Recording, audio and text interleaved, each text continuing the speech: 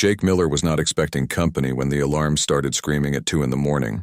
He lived alone in the Wyoming mountains for a reason, and that reason was people, and he did not like them much, and they did not like him much either. But Jake loved the quiet and the stars and the work he did, fixing satellite equipment for the government from his remote cabin. So when every sensor array he owned started going crazy, Jake knew something big was happening. He rolled out of bed and grabbed his rifle and flashlight and stumbled outside in his boxers and boots. The night air was freezing and his breath came out in white clouds as he looked up at the sky. Something was falling and burning and leaving a trail of fire across the stars. It was not a meteor, and Jake had seen plenty of those, and this was different, and this had lights and it was spinning out of control. The object crashed into the forest behind his property with a sound like thunder, and the ground shook under his feet. Key stood there for a moment trying to decide if he should call someone or just go back to bed and pretend he saw nothing. But curiosity won, and it always did with Jake. He climbed into his old truck and drove toward the crash site following the smoke and the strange orange glow that lit up the trees. When he reached the crater, Jake's hands went numb on the steering wheel. This was not a satellite or a plane or anything from Earth. The ship was small and sleek and covered in symbols that looked like they were written in light, and it was cracked open like an egg with metal peeling back in twisted shapes. And then Jake saw her. She was lying in the dirt and snow, and at first he thought she was human, but then he got closer and realized she was not human at all. Her skin had a silver shimmer like moonlight on water, and her ears were long and pointed and swept back from her face. And her armor was cracked and leaking golden liquid that steamed in the cold air. She was beautiful in a way that made Jake's brain stop working, but it was not just her. 2 creatures lay beside her, and they were massive with scales that caught the firelight and wings that were torn and burned. Dragons, and Jake's mind supplied the word, even though he knew dragons were not real. Except here they were, and very real and very hurt. The woman was barely breathing and the dragons were not moving at all. Jake did not think, and he just moved. He ran back to his truck and opened the bed, and then he went back and tried to figure out how to move 3 beings that probably weighed more than his truck. The woman was lighter than she looked, and Jake got her into the passenger seat. And then he turned to the dragons. One of them opened an eye, and it was golden and intelligent, and it looked right at Jake like it understood everything. Jake held up his hands and said, "I am trying to help, and I promise." The dragon made a sound like a cat purring mixed with distant thunder, and then it closed its eye again. It took Jake an hour to get both dragons into the truck bed using a combination of ropes and prayers and pure stubborn determination. By the time he got back to his cabin, he was exhausted and his muscles were screaming. But he was not done. Jake had a workshop attached to his cabin, and it was big and warm, and he kept it heated for working on equipment. He cleared space and laid out emergency blankets and somehow dragged all 3 of his unexpected guests inside. The woman was in bad shape, and her breathing was shallow, and her heartbeat was too fast. Jake had field medic training from his time in the Army years ago, and he put it to use now. He cleaned the wounds he could see and wrapped them in bandages and started an IV drip with saline, because she was definitely dehydrated. The golden liquid had stopped leaking, but her armor was fused to her skin in places, and Jake did not dare try to remove it. The dragons were easier in some ways and harder in others. Their scales were tough, but the burns on their wings were deep, and Jake used burn gel and clean wraps and hoped it would be enough. He worked through the night and into the morning, and by the time the sun came up, Jake was running on coffee and adrenaline. The woman still had not woken up, but her breathing was steadier. The dragons were resting, and one of them had opened both eyes to watch Jake. Jake sat down on the floor and looked at the 3 aliens in his workshop. He should call someone, and the government or the military, or somebody who knew what to do with crashed spaceships and alien visitors. But something stopped him. These 3 had been shot down, and Jake could see the blast marks on the ship's hull, and whoever did it might still be looking for them, and if Jake called the government, they would take her and the dragons away and lock them up in some facility and study them like lab rats. Jake thought about the way the dragon had looked at him with trust and understanding. He thought about the woman's face, so peaceful even in pain. He made a decision. He would keep them safe until they woke up, and then they could decide what happened next. Jake spent the next 3 days in his workshop, barely sleeping. He made runs into town for more medical supplies, and told the clerk at the store he was treating injured deer. The clerk gave him a weird look but sold him what he needed. Back at the cabin, Jake changed bandages and monitored vital signs and talked to his patients even though they could not hear him. He told them about his life and why he lived alone and what Earth was like and how humans were probably going to freak out when they learned aliens were real. The dragons recovered faster than the woman.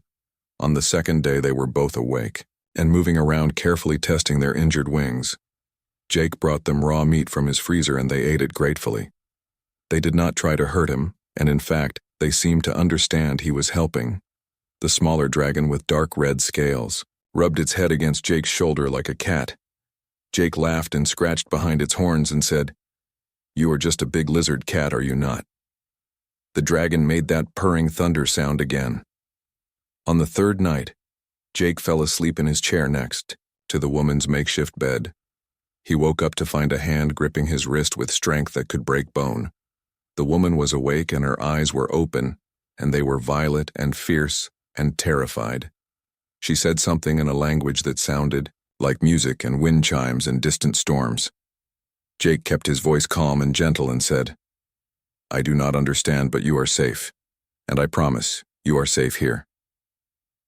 The woman stared at him for a long moment, and Jake could see her mind working behind those strange, beautiful eyes. Then slowly she released his wrist. Jake held up a bottle of water and she took it and drank like she had been lost in a desert. When she finished, she looked at him again, and this time there was something different in her expression, something like wonder. She touched her bandages and then looked at the dragon sleeping nearby and then back at Jake.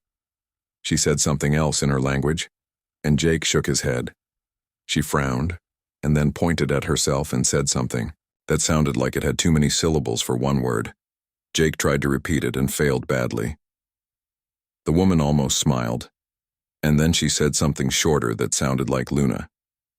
Jake nodded and pointed at himself and said, "Jake." Luna repeated it perfectly, and then she did smile just a little. It was the most beautiful thing Jake had ever seen. Luna tried to sit up and gasped in pain, and Jake gently pushed her back down. He said, "You need to rest, and you were really hurt." Luna did not understand the words, but she understood the meaning. She settled back and looked at him with those violet eyes. Jake had no idea what happened next, but he knew his life had just changed forever. The next week was strange, in ways Jake never imagined possible. Luna was recovering slowly, and she spent most of her time resting while her body healed from injuries that would have killed a human. But even while healing, she was learning. She watched everything Jake did with intense focus, and when he spoke, she listened, carefully trying to understand the patterns in his language. Jake did the same with her, and they developed a system of gestures and drawings and simple words. Luna learned to say water and food and thank you. And safe Jake learned that pointing at his chest and then at something meant mine, and pointing at her chest meant hers. It was basic, but it worked. The dragons helped bridge the gap between them. Luna called the dark red one Ember, and the larger gray one with blue undertones Ash. They were not pets, Jake realized quickly, and they were companions and partners and maybe even family. Ember was playful and curious and liked to follow Jake around the cabin, investigating everything with her snout. Ash was more serious and protective, and he stayed close to Luna, always watching. Jake brought them deer and elk from his freezer, and they ate with delicate precision despite having teeth that could tear through metal.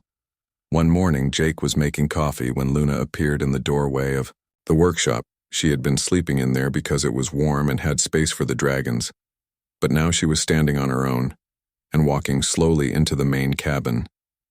Jake rushed over to help, but Luna waved him off. She pointed at the coffee pot and raised an eyebrow. Jake poured her a cup and handed it to her, and Luna took a sip and immediately made a face that was universally understood as, "This is terrible." Jake laughed and said, "Yeah, I know, but it does the job." Luna did not understand the words, but she smiled at his laughter. She kept the coffee anyway and sipped it while making disgusted faces that made Jake laugh harder. Over the following days, Luna got stronger. She started exploring the cabin and looking at Jake's books and equipment. With fascination, she was especially interested in his computer, and his satellite equipment one evening.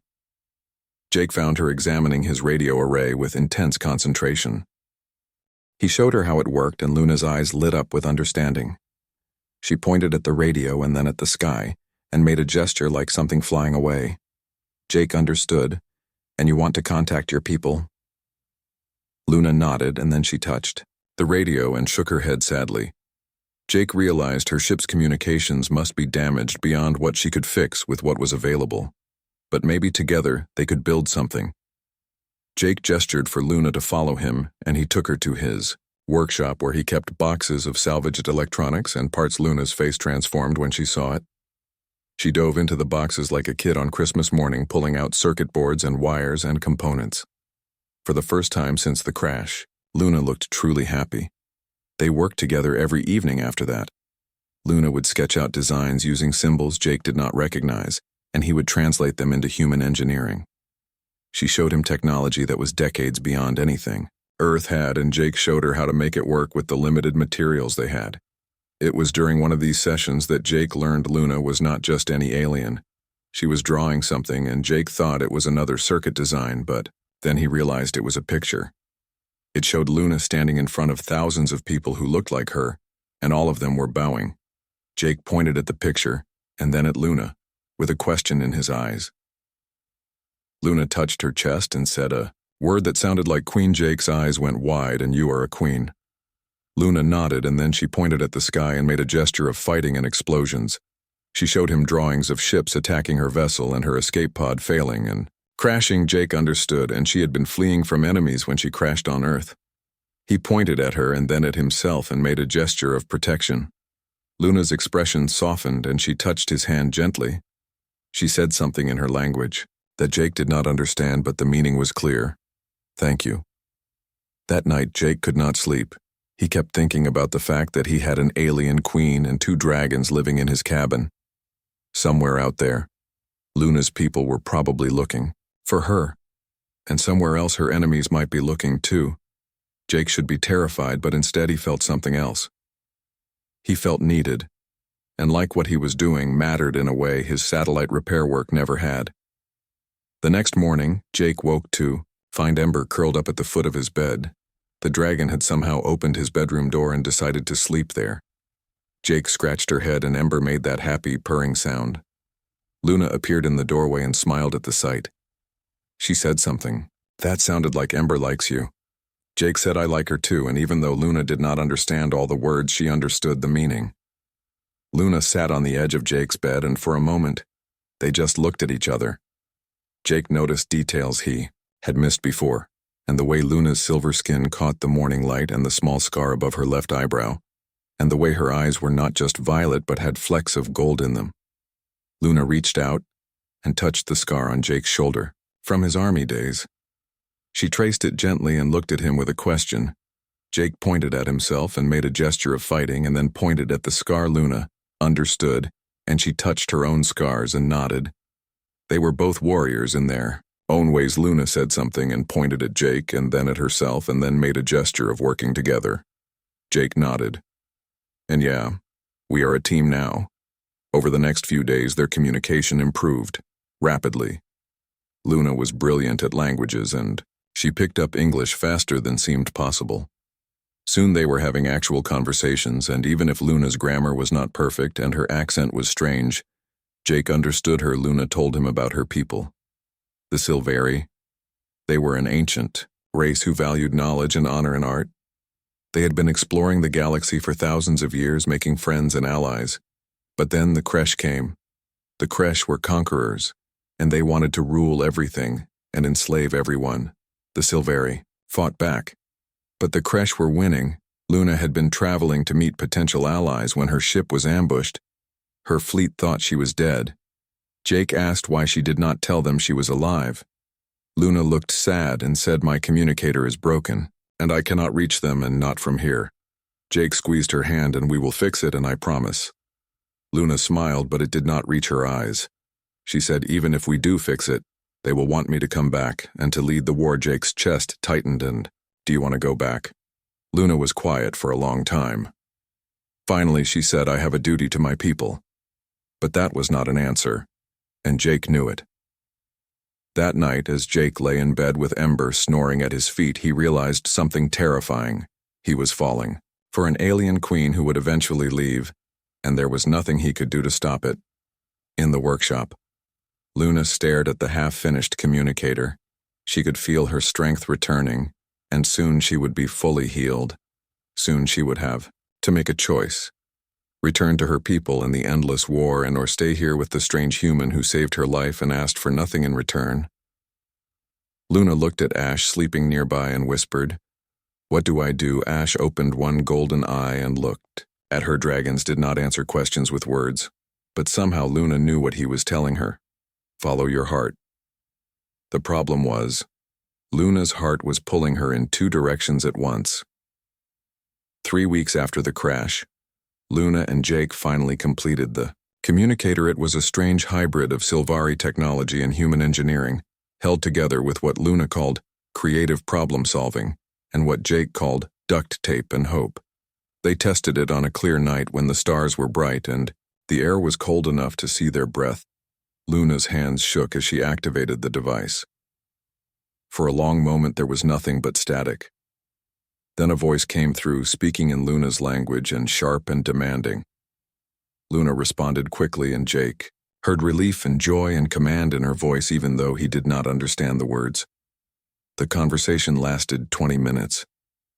When it ended, Luna turned off the communicator and sat down heavily. Her face was pale.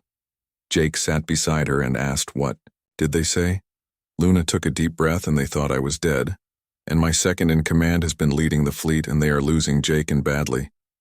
She looked at him with haunted eyes, "And they need me to come back." Jake felt his heart sink, but he forced a smile, "And then we need to figure out how to get you home." Luna stared at him, "And you want me to leave?"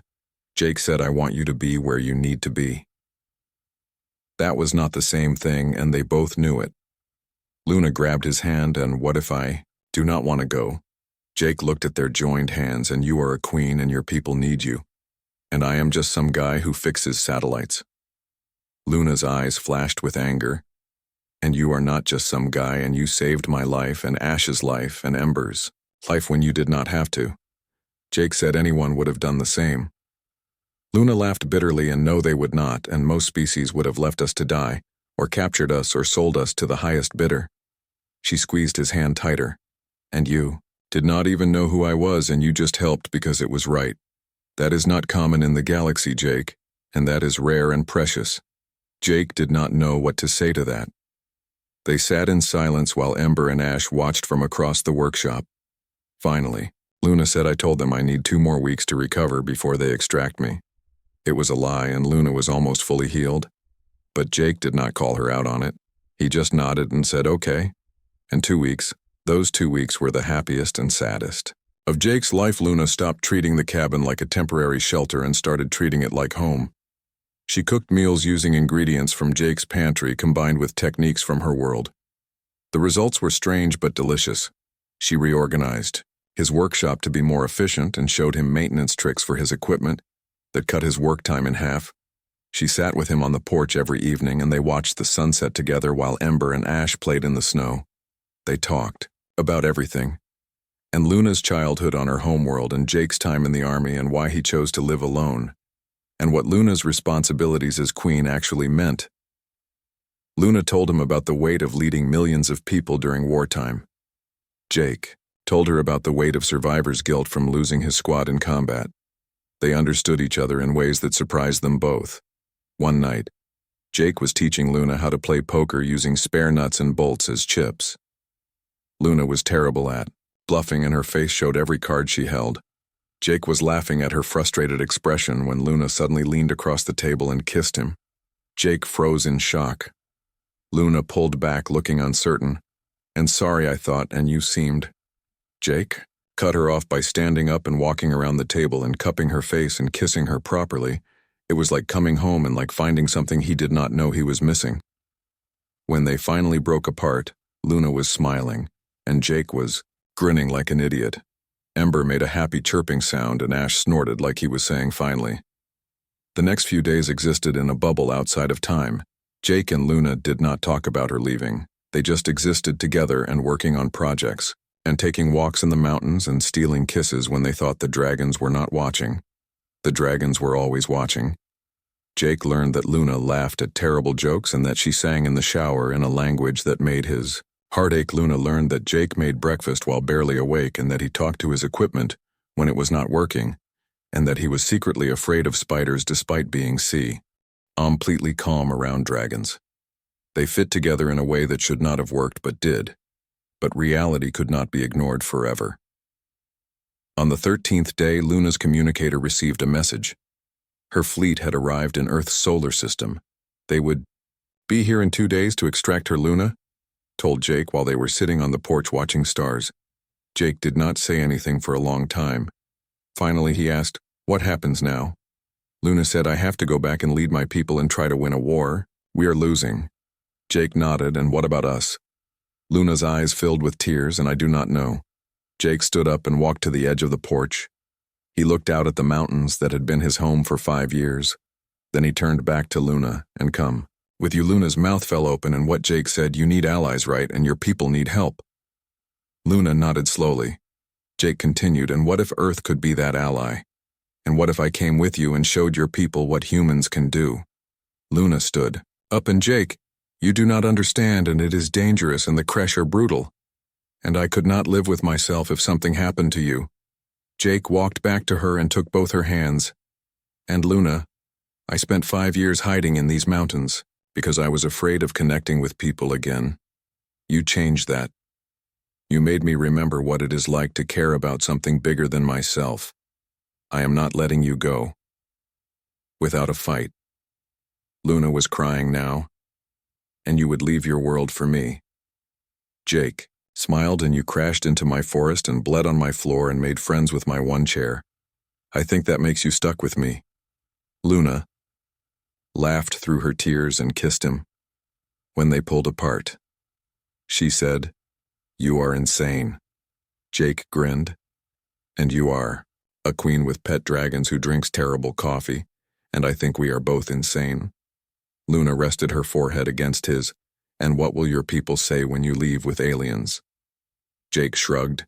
"And I do not have people, and I have you, and Ember, and Ash. That is enough." The next 2 days were a whirlwind of preparation. Jake packed his important belongings, which turned out to be mostly books and tools and photos. He called his supervisor and quit his job with a vague excuse about family emergency. He did not mention the family emergency involved aliens and dragons and intergalactic war. Luna coached him on what to expect, and Silveri customs and basic phrases in her language, and how to not accidentally insult someone important. Ember and Ash seemed to understand something big was happening. They stayed close to both Jake and Luna, and more protective than usual. On the final evening, Jake stood in his cabin and looked around at the life he was leaving behind. It had been a good life in its own way, and quiet and safe and predictable, but it had also been lonely. Luna came up behind him and wrapped her arms around his waist. She said, "You can still change your mind and no one would blame you." Jake turned in her arms and said, "I am not changing my mind." Luna smiled, and good, because I would have been very sad. Jake kissed her and said, "Besides, someone needs to make sure you do not drink any more terrible coffee." Luna laughed, "And that is your mission now, and protecting me from bad beverages." Jake said, "It is a noble cause." That night they did not sleep much. They stayed up talking and planning and memorizing each other just in case. Just in case the galaxy was crueler than they hoped. Just in case this was all a beautiful mistake. But when the sun rose and Luna's fleet appeared in the sky like silver birds, Jake felt no fear. He felt ready. Luna took his hand and asked one last time, "Are you sure?" Jake looked at her, and then at Ash and Ember, and then at the ship descending toward them. He said, "I have never been more sure of anything," and he meant it. The Silveri ship landed in the clearing behind Jake's cabin with barely a whisper of sound. It was massive and elegant, and looked like someone had carved it from a single piece of silver metal. Jake had seen pictures of spaceships his whole life, but nothing prepared him for the real thing. The loading ramp descended, and 5 Silvari warriors emerged wearing armor that seemed to flow like liquid metal. They moved with deadly grace and weapons, ready. When they saw Luna standing there alive and whole, they all dropped to one knee. Luna said something in her language and her voice carrying command and authority. Jake had never heard from her before. This was Queen Luna, and not the woman who made faces at his coffee and laughed at his jokes. The warriors rose and the leader stepped forward. She was tall, even for a Sylvari with white hair and scars across her face. She embraced Luna and then spoke rapidly in their language. Luna responded and gestured to Jake. Every warrior turned to look at him. Jake resisted the urge to hide behind Ember. Luna switched to English, and this is Commander Kira, and my second in command. She gestured to Jake, and this is Jake Miller, and he saved my life, and he is coming with us. Kira's eyes widened, and she looked Jake up and down like she was evaluating a potentially dangerous animal. Then she looked at Luna and said in heavily accented English, "My queen is this wise."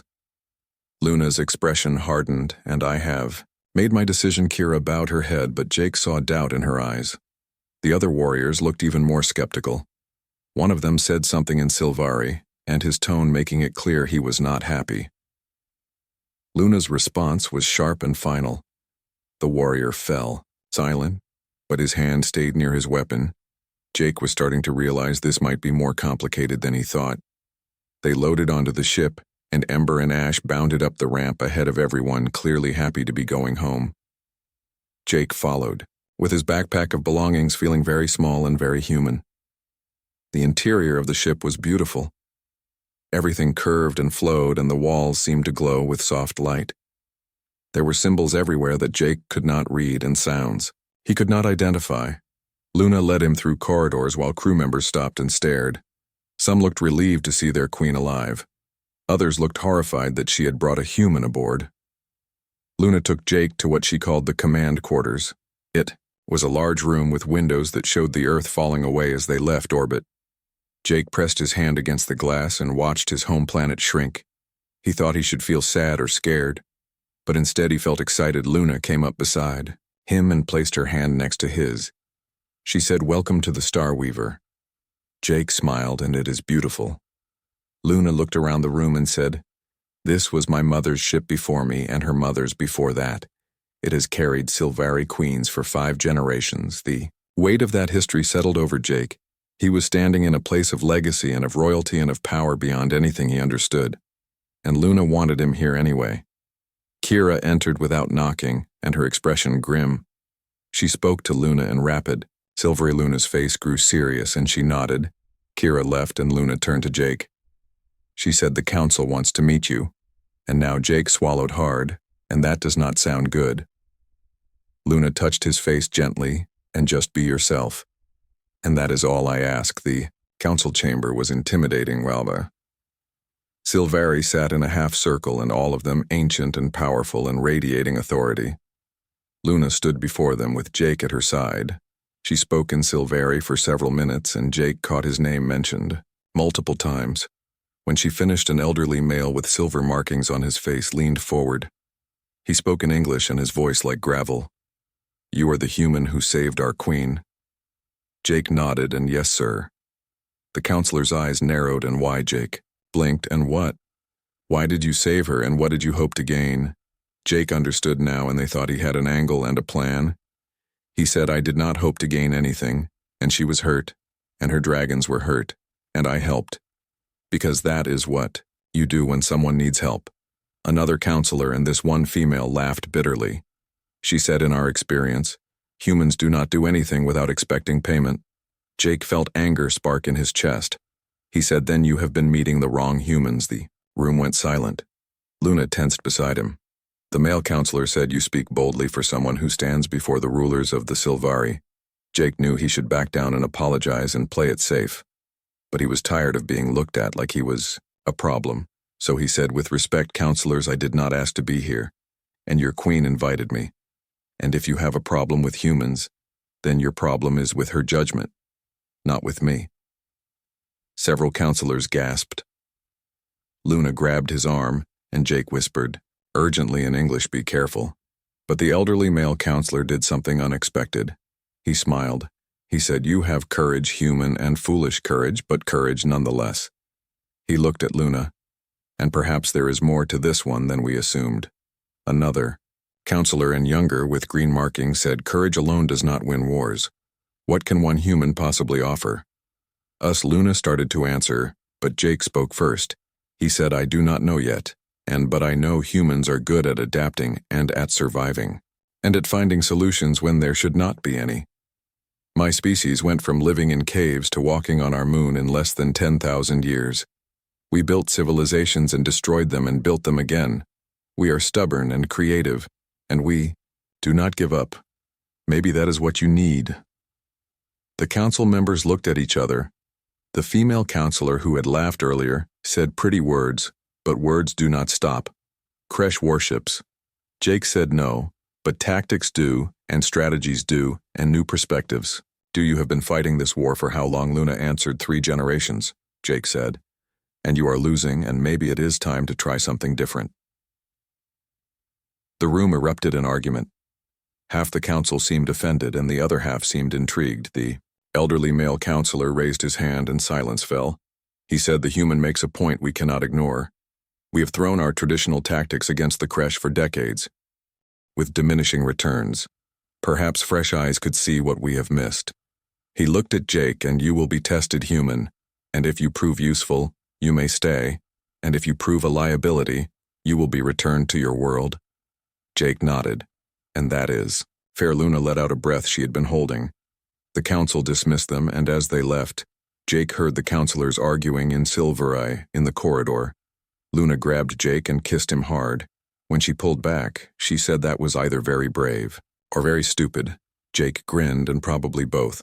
Luna laughed and said, come and I will show you where you will be staying. She led him through more corridors to a room near her quarters. It was smaller than the command room, but still larger than his entire cabin. There was a bed and a desk and a window looking out at the stars. Luna said, this is yours. Jake dropped his backpack and said, where is your room? Luna smiled and pointed at the wall. And right there, Jake walked to the door, connecting their rooms. Looked at Luna, and convenient Luna's smile turned mischievous, and I may have requested this arrangement. Jake pulled her close, and you are very forward for a queen. Luna wrapped her arms around his neck, and you are very brave for someone who just insulted my entire council. Jake said I did not insult them, and I just pointed out that they were wrong. Luna laughed, and that is the same thing. They kissed, and outside the window stars streaked by as the ship jumped to faster-than-light travel somewhere. Ahead was a war and enemies in danger, but in that moment Jake only cared about the woman in his arms. Later that night, Jake lay in his new bed staring at the ceiling. Everything felt surreal. Yesterday he was living alone in Wyoming. Today he was on an alien spaceship headed toward a war zone. The door between his room and Luna's opened. Luna stood there in simple sleeping clothes. She said, I cannot sleep. Jake moved over, and making room, Luna climbed into bed beside him. She curled against his chest, and Jake wrapped his arms around her. He said, are you worried about what comes next? Luna nodded against him, and the council will watch everything you do, waiting for you to fail. Jake kissed the top of her head. And then I will just have to not fail. Luna tilted her head up to look at him, and why are you not afraid? Jake thought about it and said, maybe I am, but I am more afraid of not trying. I spent 5 years being afraid and hiding from the world. I am done with that. Luna smiled, and what changed? Jake looked at her, and you did. They fell asleep like that and tangled together while the ship carried them toward tomorrow. And tomorrow was going to be interesting. Jake's first week on the Star Weaver was a crash course in Silvari military operations. Luna assigned him to work with Kira and the commander, who still looked at him like he might explode at any moment. But Kira was professional, and she gave him access to tactical reports and ship manifests and battle records. Jake spent hours in the war, room studying the conflict. The Kresh were brutal and efficient. They had superior numbers, and their ships were heavily armed, and their tactics focused on overwhelming force. The Silvari fought with elegance and precision, but they were being ground down through attrition. Jake noticed something strange after 3 days of study. He brought it up during a strategy meeting with Kira and Luna and several other officers. He pointed at the holographic display showing recent battles, and you keep fighting them in open space. Kira frowned, and yes, and that is where ship battles occur. Jake said, but every time you do, they bring more ships than you and they win through numbers. Why not change the battlefield? An officer named Valen scoffed, and to where, and space is space. Jake said, no, it is not, and there are asteroid fields and nebulas and gravity wells and places where numbers matter less than maneuverability. You are faster than them, and use that. The room went quiet. Luna leaned forward and explained. Jake pulled up a map and pointed to a region near a contested system. There is an asteroid field here and dense and chaotic. The Kresh would struggle to coordinate large fleet movements there, but your ships could navigate it, draw them in, and use the environment. As a weapon, Kira studied the map and her expression thoughtful. She said it could work, but it is risky. If we miscalculate, we could lose ships to the asteroids. Jake said, you are already losing ships to the Kresh, and at least this way you choose the terms, Valen said. And if the Kresh do not take the bait, Jake smiled, and then you make them think they have to. You leak false intelligence about a supply depot or a command ship, make it too valuable to ignore. Luna looked at her officers. And what do? You think? Kira was silent for a long moment. Then she said, the humans' plan has merit, and I recommend we test it on a small scale. Valen and the other officers reluctantly agreed. The council approved a limited operation. They would use 3 ships to bait a Kresh patrol into the asteroid field. Jake was not allowed on the combat ships, but he watched from the Starweaver's bridge as the plan unfolded. The Silvari ship sent out false signals and played damaged and vulnerable. The Kresh took the bait. 5 warships pursued them into the asteroid field. What happened next was beautiful and deadly. The Silvari ships danced between asteroids and using the massive rocks as cover and weapons. They led the Kresh ships into collision courses and fired from unexpected angles and separated the enemy fleet. Within an hour, 4 Kresh ships were destroyed and 1 retreated. The Silvari lost no ships and suffered only minor damage. When the ships returned, Kira came to find Jake. She said nothing for a moment, and just looked at him. Then she held out her hand. She said, I was wrong about you. Human Jake shook her hand and called me Jake, Kira. Almost smiled, and Jake. Then word of the victory spread through the fleet. Suddenly Jake was not just the strange human the Queen had brought aboard. He was the human who had given them their first clean victory in months. But Jake knew one battle did not win a war. Over the next weeks, he worked closely with Silvari tactical officers. He taught them about human military history and guerrilla tactics and asymmetric warfare. The Silvari had been fighting honorably and meeting the Kresh in direct confrontation. Jake showed them that survival mattered more than honor. They started using hit-and-run tactics and ambushes and misdirection. They targeted supply lines instead of just warships.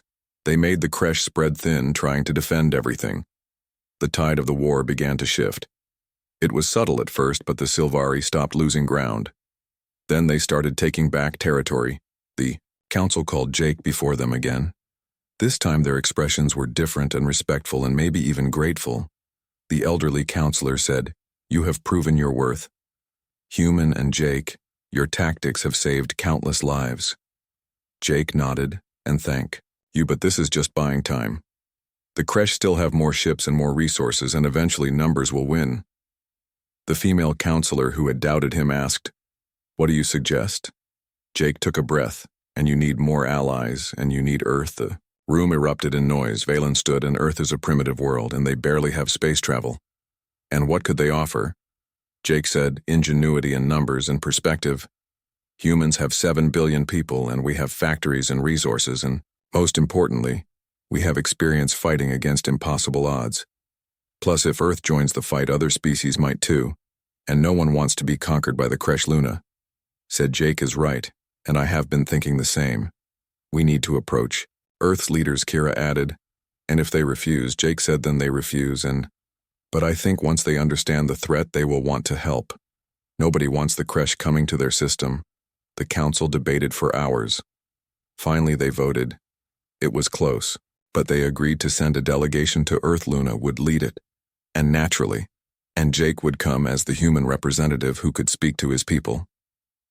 They spent a week preparing. Jake worked on what to say and how to present the situation without causing panic. Luna coordinated with Earth's governments through carefully worded messages. When the Starweaver dropped out of faster-than-light travel above Earth, the whole world noticed. Jake stood on the bridge watching his home planet below. News Channels were probably going crazy. He wondered if anyone in Wyoming was looking up at the ship and thinking about the satellite tech guy who used to live in the mountains. Luna came to stand beside him. She took his hand and, "Are you ready?" Jake squeezed. Back and no, but let us do it anyway. They took a shuttle down to Geneva where Earth's United Nations had arranged an emergency session. Jake wore simple clothes because he wanted to look approachable. Luna wore her formal armor because she needed to look like the queen she was. Ember and Ash came too because Luna said they were part of who she was. The UN Assembly Hall was packed. Representatives from every nation stared as Luna and Jake walked in with two dragons following. Jake stepped up to the microphone first. He said his name and where he was from. Then he told them what happened and finding Luna crashed and learning about the war and going with her. He explained the threat, and that the Kresh were expanding, and that Earth was in their path eventually. He said the Silvari were not asking for Earth to fight their war. They were asking Earth to join a coalition to stop a threat to everyone. Luna spoke next in her English perfect now. She offered technology sharing and alliance and friendship, was honest about the risks. The hall was silent when she finished. Then the questions started. Some representatives were skeptical, others were afraid. A few were hostile and accusing Luna of trying to manipulate Earth, but many were listening and really listening. The delegate from Kenya stood and asked, "What happens if we say no?" Luna said, "Then we fight alone and probably lose. And eventually the Kresh will come here anyway." The delegate from Japan asked, "What happens if we say yes?" Jake answered, "And then we fight together, and we have a chance." The debate lasted for hours. Finally, the UN Secretary General called for a vote. It was not unanimous, and some nations refused, but the majority voted yes, Earth would join the alliance. Jake felt tears in his eyes. Luna squeezed his hand. They had done it over the next months. Everything changed. Earth sent ships and small ones at first, but growing in number, human engineers worked with Silvari designers creating hybrid vessels. Human tactics combined with Silvari technology proved devastating.